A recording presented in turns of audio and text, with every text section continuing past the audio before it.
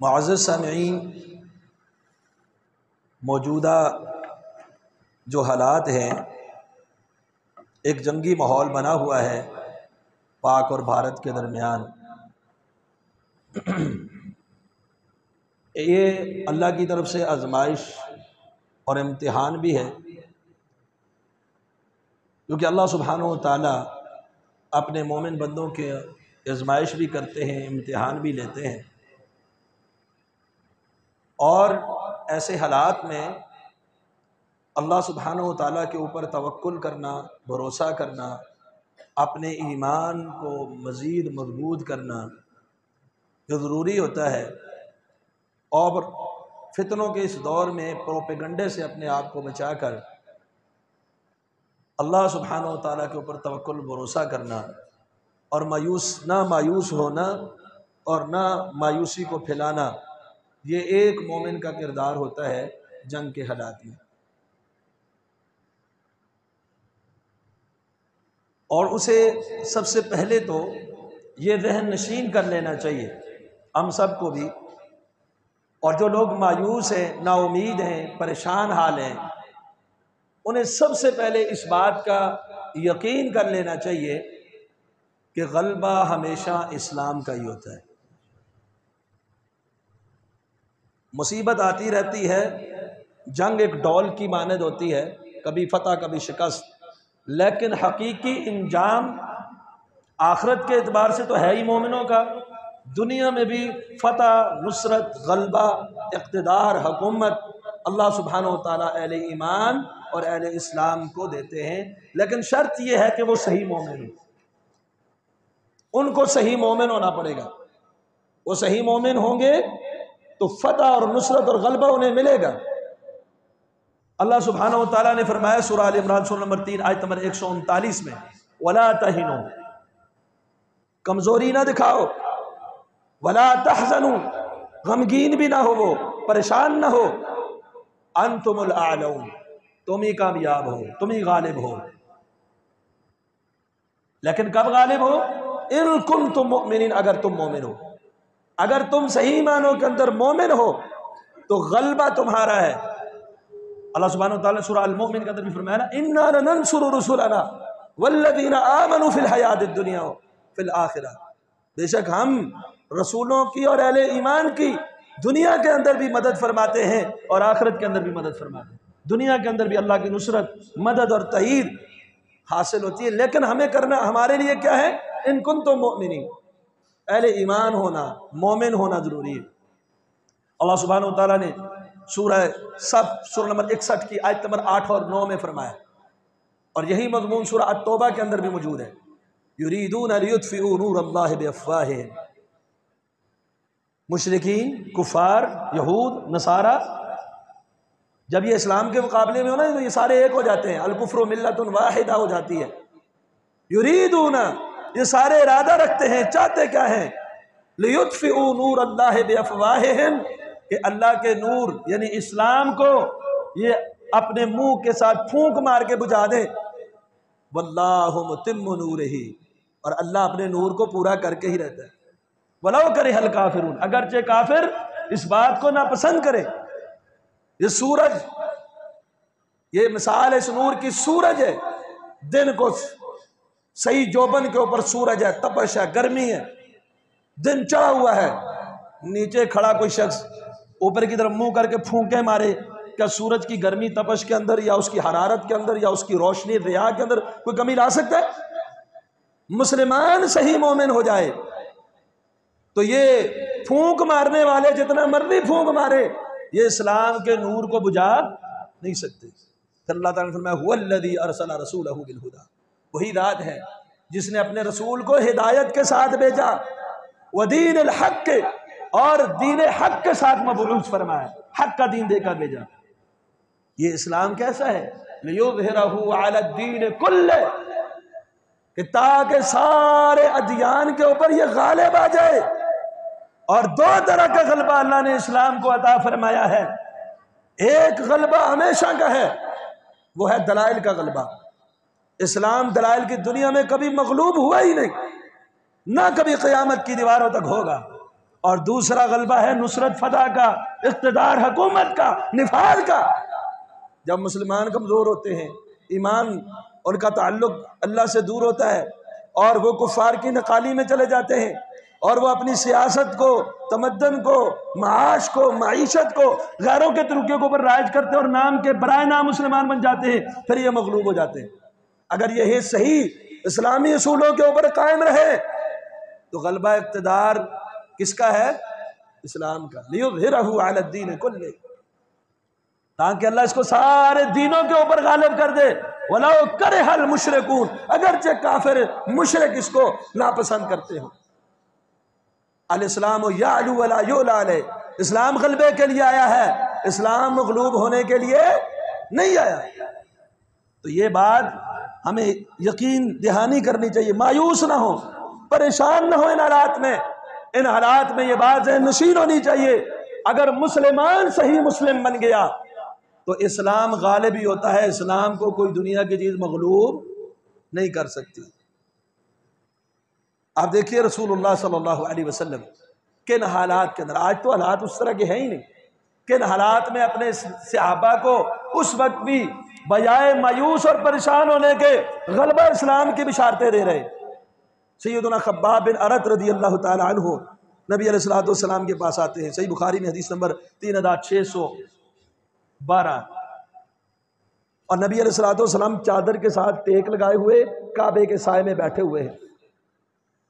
کہا اللہ کے رسول شکایت کرتے ہیں کہ ہم نے شکایت کی کہ کفار کی طرف سے بڑی تکلیفوں کا سامنا ہے، بڑا ظلم ہم پر، بڑا تشدد کرتے ہیں، آپ الا تستنصر لنا الا تدعو اللہ لنا، آپ ہمارے لیے اللہ سے نصرت کیوں نہیں مانگتے، آپ ہمارے لیے اللہ سے دعا کیوں نہیں کرتے کہ کفار کے اس شکنجے سے ہمیں چھڑا دے، ان کا ظلم، ان کی بربریت اور ان کا تشدد آئے روز مسلمانوں کے اوپر بڑھتا جا رہا ہے، تکلیفوں کا ہمیں سامنا کرنا پڑ رہا ہے۔ آپ نے فرمایا حبیب تو وہ وقت ہی نہیں آیا، حالانکہ حالات بڑے سخت ہیں۔ مکہ میں اسلام کے ابتدائی دور میں کفار نے بڑے مظالم ڈھائے مسلمانوں کے اوپر، آل یاسر کو دیکھ لیں، سمیہ کو دیکھ لیں، اور دیگر حضرت بلال رضی اللہ عنہ کو دیکھ لیں، دیگر اصحاب رسول کو دیکھ لیں، کن حالات کا سامنا کرنا پڑا۔ خود رسول اللہ صلی اللہ علیہ وسلم کو شعب ابی طالب کے اندر محصور رہنا پڑا۔ حالات بڑے سخت، ظلم بہت زیادہ، اس طرف نہ افرادی قوت ہے، نہ دوسری طرح فوجی طاقت ہے، نہ کوئی اسلحہ، نہ کوئی اس طرح کا لمبا چوڑا لشکر۔ تو آپ کیا فرماتے ہیں؟ فرماتے ہیں کہ تم پر تو ابھی وہ وقت ہی نہیں آیا، تم سے پہلے لوگوں میں سے کسی آدمی کو کھڑا کر کے آری کے ساتھ اس کے سر کے دو ٹکڑے، سر سے لے کر جسم کو دو ٹکڑوں میں آری کے ساتھ چیر کے تقسیم کر دیا جاتا تھا، اور لوہے کا کنگا لے کر اس کے جسم سے گوشت اور پٹھوں کو نوچ کر ہڈیوں سے الگ کر دیا جاتا تھا۔ زندہ انسان کو لوہے کے کنگیوں سے اس کے جسم کی ہڈیوں کو گوشت سے الگ کر دیا جاتا۔ کتنی اذیت تھی۔ ابھی تو تمہارے اوپر وہ وقت ہی نہیں آیا۔ اور پھر آپ صلی اللہ علیہ وسلم نے ان حالات میں بشارت بھی دی۔ بشارت کیا دی؟ میں ایک وقت آئے گا، ایک وقت آئے گا کہ یہ اسلام غالب ہو کر رہے گا، اور وہ وقت بہت جلدی آ گیا، بہت ہی قریب سے آ گیا۔ سیدنا عدی بن حاتم رضی اللہ تعالیٰ عنہ، صحیح بخاری میں حدیث نمبر 3595 ہے، نبی اکرم صلی اللہ علیہ وسلم کے پاس بیٹھے ہوئے ہیں، ایک آدمی آگے کہتا ہے اللہ کے رسول مال کی قلت ہے، فاقہ ہے۔ ایک آدمی نے شکایت کی اللہ کے رسول رستے منقطع ہیں، رہزن فسادی لوگ ہیں، رستے محفوظ نہیں ہے، دہشت گردی ہے۔ آپ صلی اللہ علیہ وسلم فرمایا عدی حل رأیت الہیرہ، ہیرا دیکھا؟ کوفے کے قریب ایک علاقہ تھا ہیرا کا، ہیرا دیکھا؟ کہا اللہ کے رسول نہیں دیکھا، اس کے بارے میں صرف سنا ہوا ہے۔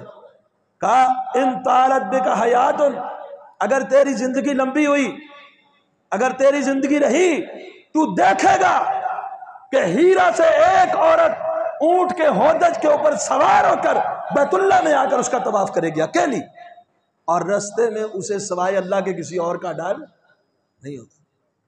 میں نے کہا اللہ کے رسول ڈاکوؤں کا کیا ہوگا؟ جو ہیرا رستے میں جو بڑے فسادی ڈاکو جو ہر آنے جانے والے قافلوں کو لوٹ لیتے ہیں، اکیلی عورت ان سے کیسے بچ سکتی ہے؟ پھر اللہ کے رسول صلی اللہ علیہ وسلم نے فرمایا کسریٰ بن ہرمز کے خزانے جو ہیں وہ کھولے جائیں گے، مسلمان اس کے خزانوں کھولیں گے۔ کہا کسریٰ بن ہرمز کے، اس دور کی اپنے آپ کو سپر پاور کرنے والا ملک، اور اس کا حکمران کسریٰ، کیا اس کے خزانے؟ کہا ہاں اس کے خزانے کھول دیے جائیں گے۔ اور پھر دیکھو گے یہ وفاقے کی شکایتیں کرتے ہیں نا، اسلام پھیلے گا پھیلے گا، جہاد ہوگا، مال غنیمت آئے گا، ایک شخص درم و دینار لے کے، سونا اور چاندی لے کر نکلے گا اپنی زکوٰۃ دینے کے لیے، وصول کرنے والا کوئی غریب اسے میسر نہیں آئے۔ ایک لمبی حدیث ہے، پھر اس کا اختصار کرتا ہوں۔ عدی بن حاتم رضی اللہ تعالیٰ عنہ فرماتے ہیں پھر میں نے دیکھا ایک عورت ہیرا سے آئی اور طواف کر کے بیت اللہ کا اکیلی چلی گئی، رستے اتنے پرامن تھے کسی نے اس کی طرف آنکھ اٹھا کر نہیں دیکھا۔ پھر میں اس لشکر کے اندر موجود تھا جس نے ہرمز کے خزانوں کو فتح کیا تھا، کسریٰ بن ہرمز کے، کسریٰ کو فتح کرنے والے لشکر میں خود شامل تھا۔ اللہ کے رسول صلی اللہ علیہ وسلم نے جو غلبہ اسلام کی پیشن گوئی کی تھی وہ میں اس کے اندر خود موجود تھا۔ اور اگر تم زندہ رہے تو تیسری بات بھی دیکھ لو گے، خزانہ لے کے پھرنے والا پھرے گا، زکوٰۃ وصول کرنے والا کوئی نہیں ملے گا۔ اور وہ وقت بھی آیا تھا، وہ وقت بھی آیا تھا جب فقر و فاقہ ختم ہو گیا، مسلمانوں کو فتوحات مل گئی، اقتدار، حکومت، سب کچھ مل گیا۔ اب دیکھیں حالات کیسے تھے، اور نبی علیہ السلام بشارتیں کیا دے رہے ہیں؟ اسلام غالب آ کر رہے گا، اسلام نے مغلوب نہیں ہونا۔ امام حاکم المستدرک علی الصحیحین کے اندر ایک روایت لائے ہیں، زمین کے اندر لا یبقى علی ظہر الارض من بیت مدر، زمین میں کوئی اینٹوں والا پختہ گھر ہو یا کوئی کچا جھونپڑا خیمہ ہو، ایسا نہیں ہے جہاں تک اسلام داخل نہ ہو جائے۔ اللہ اسلام کو ہر گھر کے اندر پوری زمین میں داخل کرے گا۔ کسی کو اللہ عزت کے ساتھ اسلام میں داخل کرے، وہ مسلمان ہو جائے گا، اور کوئی ذلیل ہو کر اس کے محتاج بن کر رہے گا، جزیہ دے کر رہے گا۔ لیکن پوری دنیا کے ہر گھر کے اندر، کچے پکے مکان کے اندر اسلام کو اللہ داخل فرمائے۔ یہ پیشن گوئی ہمارے نبی صلی اللہ علیہ وسلم نے ہمیں دی، اور قرآن اور سنت نے ہمیں یہ بتلایا ہے کہ ہم نے مایوس نہیں ہونا، ہم نے نا امید نہیں ہونا۔ مسلمانوں کے گزشتہ کئی دہائیوں سے حالات پریشان کن ہیں، غزہ کے اندر، فلسطین کے اندر، اور پھر اب انڈیا پاکستان کا معاملہ، یہ مایوسیوں والا نہیں ہے، پریشانیوں والا نہیں ہے، یہ آخر کار اسلام اور مسلمانوں کے غلبے والا معاملہ۔ لیکن ہمارا کردار کیا ہونا چاہیے اس میں؟ کہ ہمیں مومن ہونا چاہیے۔ اللہ تعالیٰ نے کیا فرمایا اس آیت میں؟ سورہ آل عمران کی آیت نمبر 139 میں، وَلَا تَهِنُوا، کمزوری نہ دکھاؤ، وَلَا تَحْزَنُوا، اور غم نہ کرو، أَنْتُمُ الْأَعْلَوْنَ، تم غالب ہو، فتح تمہاری ہے، لیکن کب؟ ان کنتم مؤمنین، اگر تم مومن ہو۔ اگر تم ہی مومن نہیں پھر فتح کیسے ملے گی؟ فتح ایمان کے ساتھ مشروط کر دی، ان کنتم مؤمنین۔ جیسا کہ اقبال نے کہا تھا نا، بازو تیرا توحید کی قوت سے قوی ہے، اسلام تیرا دیس ہے، تو مستسپی ہے۔ تو ایمان نہیں ہوگا، توحید نہیں ہوگی، پھر نہیں۔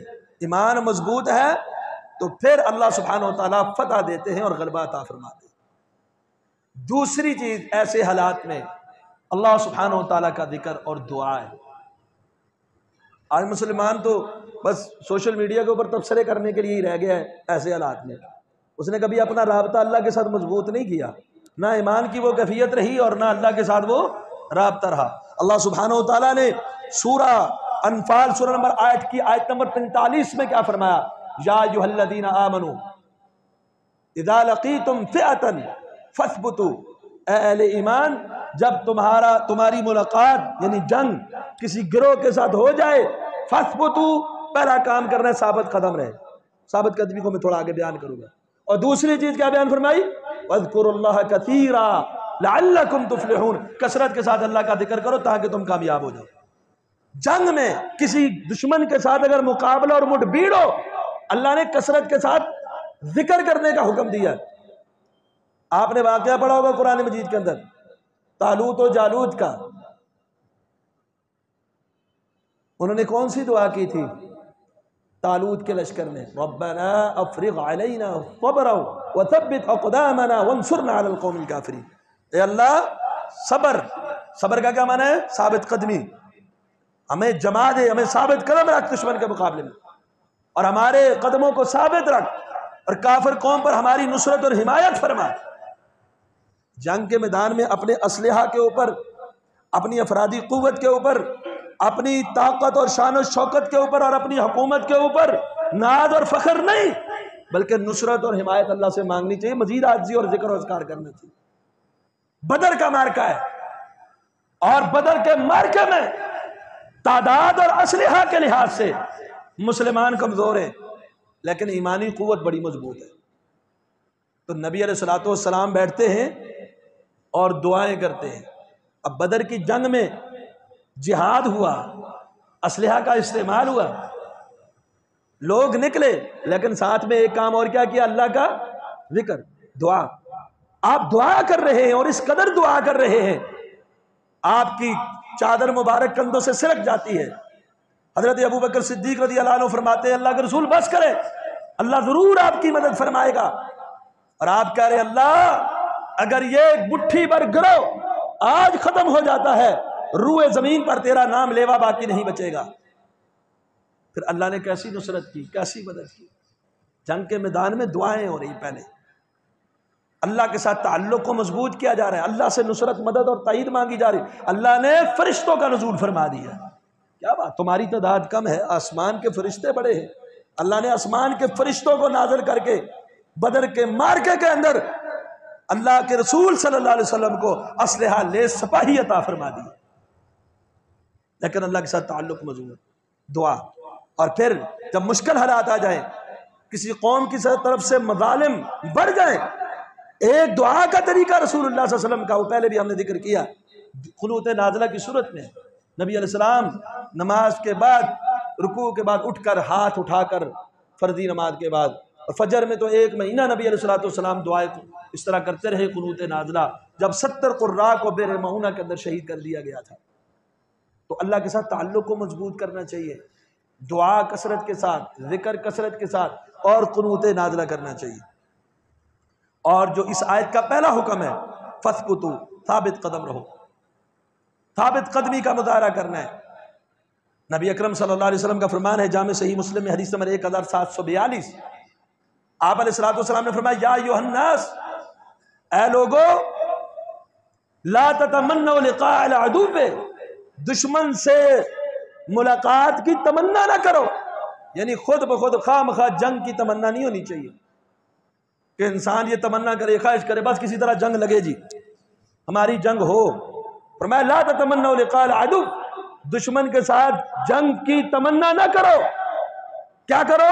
واسألوا اللہ العافیہ، اللہ سے عافیت مانگو، اللہ ہمیں عافیت میں رکھ، اللہ کفار کے فتنے سے ہمیں محفوظ فرما، عافیت مانگو۔ لیکن فَإِذَا لَقِيتُمُوهُمْ، جنگ ہو جائے، چھڑ جائے، جنگ تمہاری ہو جائے، میدان سج جائے، فَاثْبُتُوا، پھر فَاصْبِرُوا، پھر ثابت قدم رہنا ہے، پھر صبر و استقامت کا مظاہرہ کرنا ہے۔ پھر یہ نہیں کہ پیچھے ہٹو، پھر اللہ سبحانہ و تعالیٰ سے صبر و استقامت طلب بھی کرو اور ثابت قدمی کا مظاہرہ کرو۔ اور یہ جان لو ان الجنت تحت ظلال السیوف، اللہ نے تلواروں کے سائے میں جنت کو رکھا ہوا ہے۔ یعنی بظاہر دنیا میں اگر تمہارا کوئی شہید ہو جاتا ہے میدان جنگ میں، یا تمہیں وقتی طور پر شکست مل جاتی ہے، تمہارے شہداء کہاں چلے جائیں گے؟ جنت میں سرخرو ہو گئے، دنیا میں آنے کا مقصد پورا ہو گیا۔ فتح ہر صورت مومن کی ہے، ہر صورت۔ اگر وہ جان کی بازی ہار بیٹھا تو سب سے بڑی کامیابی، وہ جنت کا مہمان بن جائے گا۔ مومن ہمیشہ اس ایمان اور اس جذبے کے ساتھ جنگ کرتا ہے کہ میں تو کامیاب ہوں، زندہ لوٹ کے آیا تب بھی کامیاب، اگر میں راہ خدا میں جامع شہادت نوش کر دیتا ہوں تب بھی میری زندگی سرخرو ہو گئی، میں زندگی کا مقصد پا گیا، حیات جادواں پا گیا۔ لیکن یہ ایمانی کیفیت ہونی چاہیے۔ اللہ تعالیٰ نے فرماتے فَاثْبُتُوا، ثابت قدم رہو۔ نبی علیہ السلام فرماتے فَاصْبِرُوا، ثابت قدمی کا مظاہرہ کرو، ڈٹ جاؤ وہاں پر۔ اور صبر دو طرح کا ہے، ایک صبر یہ ہے آنے والی مشکلات پر بجائے جزا فضا کرنے کے بجائے گلے شکوے کرنے کے، بجائے مایوسی پھیلانے کے، انسان صبر کرتا ہے، اس تکلیف کو برداشت کرتا ہے۔ اور دوسرا، بھاگتا نہیں ہے، رائے فرار اختیار نہیں کرتا ہے، استقامت کا مظاہرہ کرتا ہے، جم جاتا ہے، ڈٹ جاتا ہے۔ اس لیے تیسرا ہمارا کرنے کا کام، ایمان کو مضبوط، توحید کو مضبوط، اور اللہ کا ذکر، قنوت نازلہ اور ثابت قدمی کا مظاہرہ، کہ ثابت قدم رہے۔ اور چوتھی چیز جو ہے وہ جو منفی پروپیگنڈا ہے اس سے، اور جو مایوسی اور خوف کا ایک پھیلاؤ ہے اس سے اپنے آپ کو بچا کے رکھے۔ آج کا سوشل میڈیا کا دور ہے، فیک خبروں کو بغیر تحقیق کے وہ پھیلائے جا رہے ہیں، فلاں جگہ پہ انڈیا نے حملہ کر دیا، فلاں نقصان ہو گیا، فلاں نقصان ہو گیا۔ اب اس کو بیچارے کو خود ہی نہیں پتا ایسا ہوا بھی ہے کہ نہیں، اس بیچارے کو پتہ ہی نہیں۔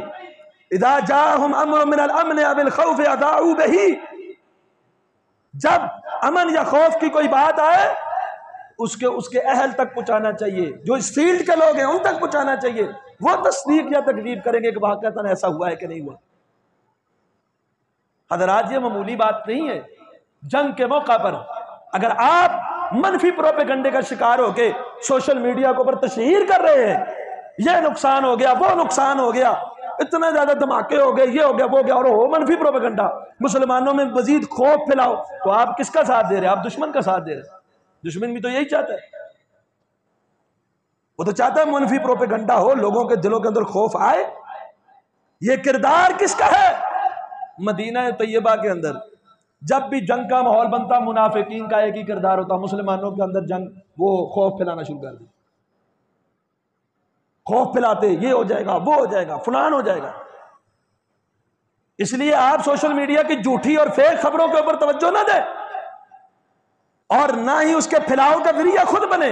ایک مسلمان کو کم از کم اتنا محتاط تو ہونا چاہیے کہ جو اس کے سامنے آیا اس کو اچھا لگا اس نے آگے بھیج دیا۔ یہ کون سا طریقہ ہے کہ ہر سنی سنائی بات کو آپ آگے بھیجے جا رہے ہیں، لوگوں میں پھیلائے جا رہے ہیں، اور اللہ معاف کرے نہ جنگ کے بارے میں کچھ پتا، نہ سیاست کے بارے میں کچھ پتا، نہ فوج اور عسکریت کے بارے میں کچھ پتا، اور تبصرے اور تجاویز دیکھیں آپ، ماشاءاللہ بندہ کہتا ہے یہ تو ہے ہی بہت بڑا کمانڈر، تجاویز دی جا رہی ہے، ایسے کرنا چاہیے، ویسے آپ اب اس بارے میں کچھ جانتے بھی نہیں، پھر بھی تجاویز دیے جا رہے ہیں، اور پھر بھی اپنی زبان کو پھیلائے جا رہے ہیں، اور جھوٹے اور منفی پروپیگنڈے کی پیروی کرتے ہوئے خود بھی اس کا شکار ہوتے جا رہے، دوسروں کو بھی اس کا شکار کیا جا رہا ہے۔ یہ طرز منافقین کا۔ احزاب آپ کو یاد ہے، جنگ احزاب، احزاب کی جنگ جب مختلف گروہوں نے چڑھائی کی مدینے کو، خندقیں کھودی گئی، دو طرح کے لوگ ہیں، دو طرح کا ذکر اللہ سبحانہ و تعالیٰ نے قرآن مجید میں کیا ہے کہ ہمارا شمار ایسے لوگوں میں نہ ہو جائے۔ اذ یقول المنافقون، سورہ احزاب آیت نمبر 21، اذ یقول المنافقون والذین فی قلوبہم مرض، احزاب کے موقع پر جن لوگوں کے دلوں کے اندر بیماری تھی نفاق کی، اور جو منافق تھے، انہوں نے کہا ما وعدنا اللہ ورسولہ الا غرورا، اللہ اور اس کے رسول نے ہمارے ساتھ جو معاہدہ کیا تھا وہ تو دھوکہ تھا۔ یہ کہہ رہے تھے فتح اسلام کی، یہ کہہ رہے تھے کیسر و کسرا کو ہم مغلوب کر کے فتح کریں گے، مکہ کو فتح کریں گے۔ آج ہم گھر سے باہر قضائے حاجت کے لیے بھی نہیں نکل رہے، لاک ڈاؤن ہے، ہم باہر نہیں نکل پا رہے، خوف کی وجہ سے لوگ چڑھ دوڑے، خندقیں تحفظ کی کھودی جا رہی ہے۔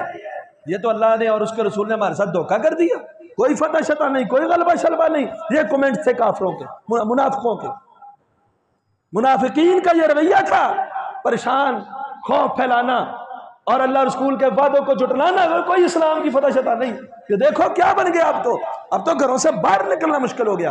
اور دوسری طرف مومن تھے، ان کھٹن حالات میں، ان مشکل حالات میں، وَلَمَّا رَأَى الْمُؤْمِنُونَ الْأَحْزَابَ، جب گروہوں کو مومنوں نے دیکھا نا، جب مومنوں نے گروہوں کو دیکھا، انہوں نے کہا هَذَا مَا وَعَدَنَا اللَّهُ وَرَسُولُهُ، یہ اللہ اور اس کے رسول کا وعدہ تھا، وَصَدَقَ اللَّهُ وَرَسُولُهُ، اللہ رسول نے سچ کہا، وَمَا زَادَهُمْ إِلَّا إِيمَانًا وَتَسْلِيمًا، ان کے تسلیم اور ان کے ایمان کو اس چیز نے مزید بڑھا دیا، مزید اللہ نے ان کو ایمانی قوت سے ان کی اضافہ فرما دیا۔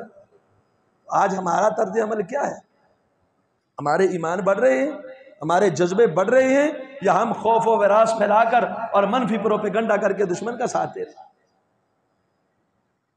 اہل ایمان خاص کر رسول اللہ صلی اللہ علیہ وسلم کے دور کے لوگ جنگ کے حالات میں گھبرائے نہیں، کسی پروپیگنڈے کا شکار نہیں ہوئے، پھر تھوڑے تھوڑے گروہ بڑی بڑی طاقتوں کو تہس نہس کر گئے اور اسلام کا پرچم کونے کونے میں، دنیا کے کونے کونے میں لہرانے لگا۔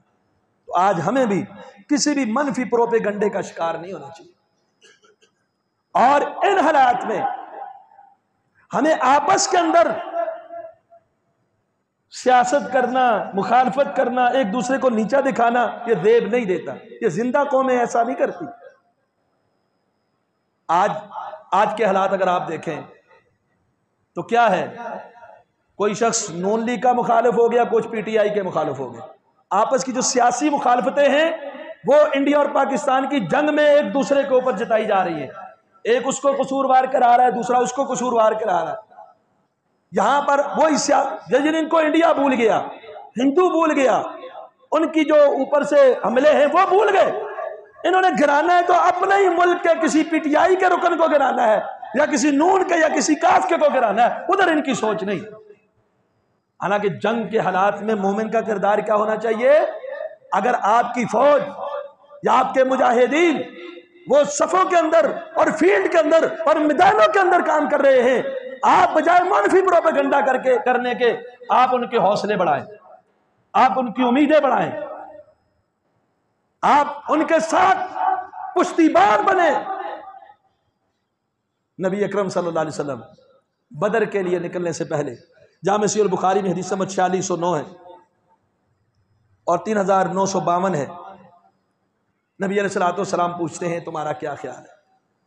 مقداد بن اسود رضی اللہ تعالیٰ عنہ کہتے ہیں اللہ کے رسول ہم قوم موسیٰ نہیں ہیں۔ قوم موسیٰ نے کیا کہا تھا؟ اذهب انت وربك فقاتلا، اے موسیٰ آپ اور آپ کا رب جا کے لڑو، انا ہاؤنا قاعدون، ہم یہاں بیٹھ کے تماشا دیکھیں گے۔ کہا اللہ کے رسول ہم وہ نہیں کہیں گے جو موسیٰ علیہ السلام کی قوم نے کہا تھا، ہم کیا کہیں گے؟ نحن معک، ایک روایت میں الفاظ کیا ہے؟ نحن، آپ چلیے ہم آپ کے ساتھ ہیں، اور دوسری روایت کے الفاظ کیا ہے؟ کننا نقاتل عن یمینک وشمالک وبین یدیک وخلفک، آپ میدان جنگ کو سجائے، آپ کے دائیں اگر لاشیں گرے گی تو ہماری، بائیں لڑیں گے تو ہم، سامنے دفاع کریں گے تو ہم، پیچھے آپ کے ڈٹ کے کھڑے ہوں گے تو ہم آپ کے دائیں بائیں آگے پیچھے لڑیں گے، قتال کریں گے، ہم قوم موسیٰ کی طرح نہیں ہے کہ آپ کو اکیلا چھوڑ۔ یہ الفاظ سنے تھے رسول اللہ صلی اللہ علیہ وسلم نے صرف، اور آپ کا چہرہ اشرق وجہہ، حدیث کے الفاظ ہیں آپ کا چہرہ روشن ہو گیا، حوصلے بڑھ جاتے ہیں، سپہ سالار کے بھی، افواج کے بھی، فیلڈ کے مجاہدین کے بھی۔ جب قوم صرف اتنا ہی کہہ دے ہم تمہارے ساتھ ہیں، ہم تمہارے پشتیبان ہیں، تو اور یہ وہ تھے، یہ صحابہ کرام رضوان اللہ تعالی علیہ مجمعین۔ صحیح بخاری کے اندر حدیث نمبر 3806 ہے، رسول اللہ صلی اللہ علیہ وسلم نے پیٹ کے اوپر پتھر باندھے ہوئے ہیں۔ اب دیکھنے حالات کیسے ہوں گے، کھانے کے لیے کچھ نہیں، پیٹ کے اوپر پتھر باندھے جا رہے ہیں، اور انصار کیا کہہ رہے ہیں؟ انصار کے الفاظ کیا ہے؟ نحن الذین بایعوا محمد علی الجہاد ما بقینا ابدا، اور ہم وہ لوگ ہیں جنہوں نے محمد الرسول اللہ صلی اللہ علیہ وسلم کے ہاتھ کے اوپر اس بات کی بیعت کی ہے کہ جب تک ہمارے جسم میں جان ہے محمد کریم صلی اللہ علیہ وسلم کے ساتھ لڑتے رہیں گے، ہم کبھی پیچھے ہٹنے والے نہیں۔ یہ حوصلے تھے صحابہ کے، آج یہ حوصلے چاہیے کہ ہم مجاہدین کے اور افواج پاکستان کے پشتیبان ہیں، ان کے ساتھ ہیں، ان کے حوصلوں کو بڑھانے والے ہیں، ان کی ٹانگیں کھینچنے والے نہیں، ملک کے اندر فرقواریت کو پھیلانے والے نہیں، سیاسی اختلافات اور افتراق کے قائل نہیں، مسلمانوں کو مزید تشدد اور افتراق میں ڈال کر توڑنے پھوڑنے والے نہیں ہیں۔ ہم اسلام کو غلبے کے لیے محنت کریں کہ الاسلام یعلو ولا یعلی علیہ۔ اور آخری بات، وقت ہو گیا ہے، یہ آخری بات بھی ضروری ہے کہ ہمیں اپنے ایٹم کے اوپر اور اپنی تعداد کے اوپر فخر نہیں کرنا چاہیے۔